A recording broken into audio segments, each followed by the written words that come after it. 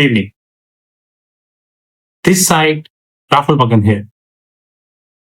Today, I would be touching upon a very important topic, which is called the valuation methodology in alternate investment funds. But before I raise this topic, let me be very clear and straightforward in my deliberation that the topic which I am raising should not be restricted to so and so fund, so and so country, and so regulation. Alternate investment funds is a global phenomena. Example, if you speak about private equity, you speak about venture capitalists, you speak about hedge funds, they are prevalent across the globe. They are not restricted to any XYZ, jurisdiction. They are across the globe. Yes, in a global financial centers, they are aplenty in nature. There is no doubt about that because global financial centers always have the friendly regulations.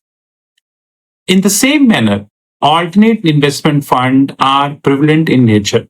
And ladies and gentlemen, trust that in the last 3 to 4 years, I myself found that there is an exorbitant growth in the asset under management. Now, please note asset under management of alternate investment funds. God willing that in by the time another decade would come, which means we are in 2024, probably by 2032 something, we'll see the volumes and the asset under management would be beyond imagination what it is today. Ladies and gentlemen, when it comes to alternate investment fund, different countries of the globe have divided into various categories.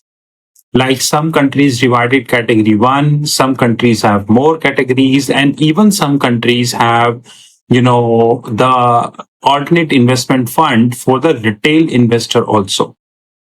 So it depends upon country to country, the regulator to decide in which way they wanted to define the alternate investment fund.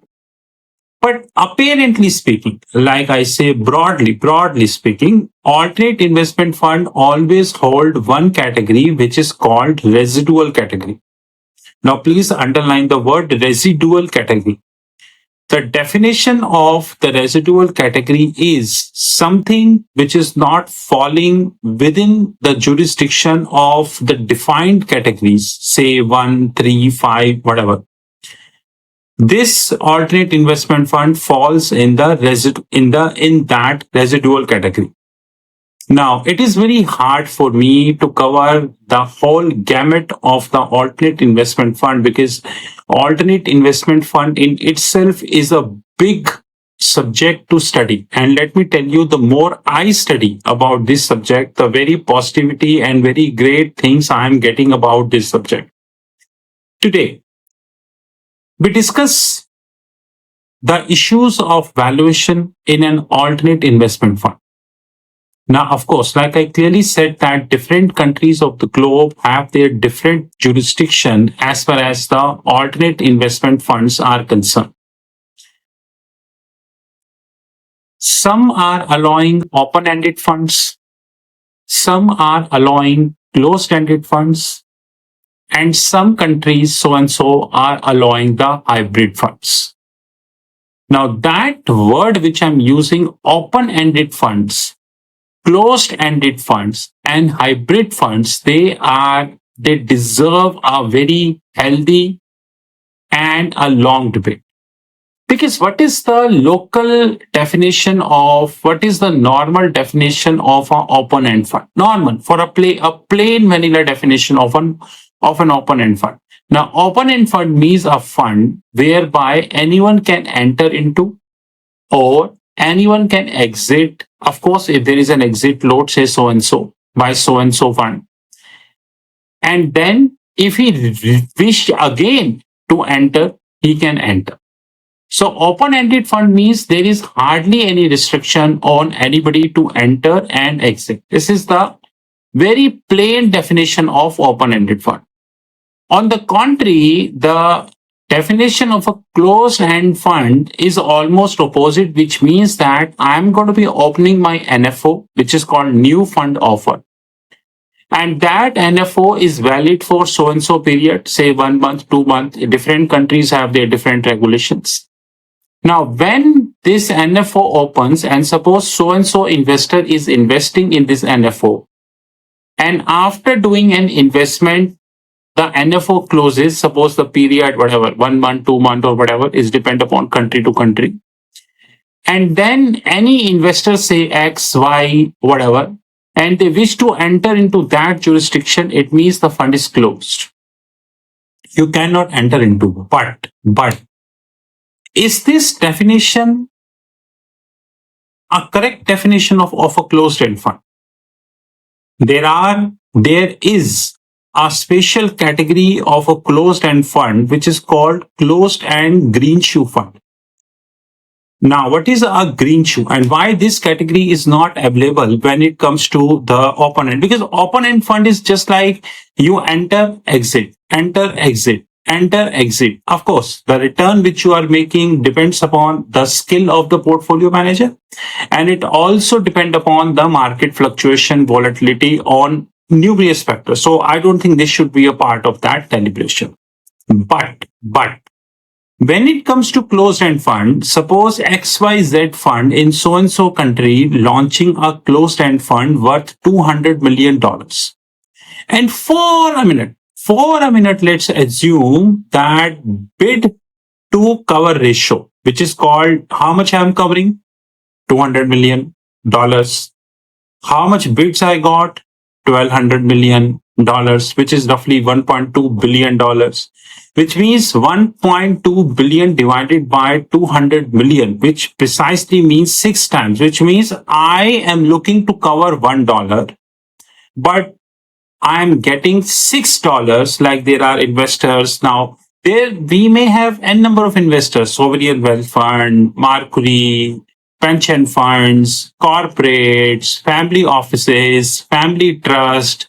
We may have different kinds and different types of investors. That really makes a difference. And I strongly believe that this deserves another video. So henceforth, I am keeping this silent. In law, we call this sub silento.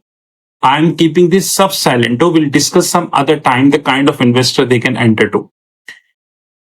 Now, if I'm launching a closed-end fund and I'm getting a bid to cover ratio of roughly 1.2 billion as against 200 million, which means 6:1. Now I can take 200 million and rest I have to say sorry. The fund is closed. We can maximum have $200 million. We can't have more than that. So sorry, we need to, we can't take this money. But here, the thing comes book building. And that book building to be done by a professional investment banker who not only understand that book building mechanism, but also understand that how to create a book. In this, the lead manager actually in every investment banking, lead manager play a very important role. I'm planning a detailed video that what is lead manager, how exactly it is working, what are the roles and responsibility. But the problem here I'm facing is that the lead manager roles and responsibility varies from country to country. There are countries who have given enough responsibilities to lead managers, say so and so. There are countries who have given, normal responsibility to lead managers, so and so. There are countries, without putting any specific, where I'm very pleased that they defined lead manager in a very specific and elegant manner, and I agree to it. Now, ladies and gentlemen, the very important thing here is that suppose I'm getting 200 million and I'm keeping a green shoe of 300 million, which means 200 I received because I covered 200 million, 300 I'm keeping open. Now that 300 million, how much was the total bid? 1200 million. How much I was initially planning to cover? 200 billion. 1200 minus 200, total 1 billion. How much is the green shoe? 300 million, which means that even deducting 300 million from 1000 billion, which is 1 billion, we still left with 700 billion. And this is a very important thing we need to understand. Most of the people feel that closed end fund means whatever cover I'm doing, say so and so. And once that coverage is done, then my fund is closed. But that is not the right way of looking at it, because closed end fund sometimes have the green shoe option also. Asset management industry, the way it is evolving, the way it actually evolved in the last 3 to 4 years. Trust, ladies and gentlemen, I did never envisage that the way asset management industry to evolve. And now with the help of technology, with the help of the blockchain, with the help of numerous softwares like UPI interfaces, the banking channels, the way it is evolving is absolutely, they deserve a kudos. In fact, ladies and gentlemen, I will tell you that I first studied the custody in 2008. What is custody? What is custodians? What are the different type of custodians? How exactly custodians are working? And all this so on and so forth. I downloaded information which is available in the public domain, studied that information. But let me tell you, we generally in asset management, we use a term called asset under management, which is shortly known as AUM. AUM, you can say. But in custodians, we use a term called asset under custody, which is called AUC. So in many newspapers and in business channels, or probably in different magazines, you will see AUC. And you start feeling that, oh my goodness, what is AUC? I always saw AUM. No, AUM is for asset management. On the contrary, for custodians, we are having AUC.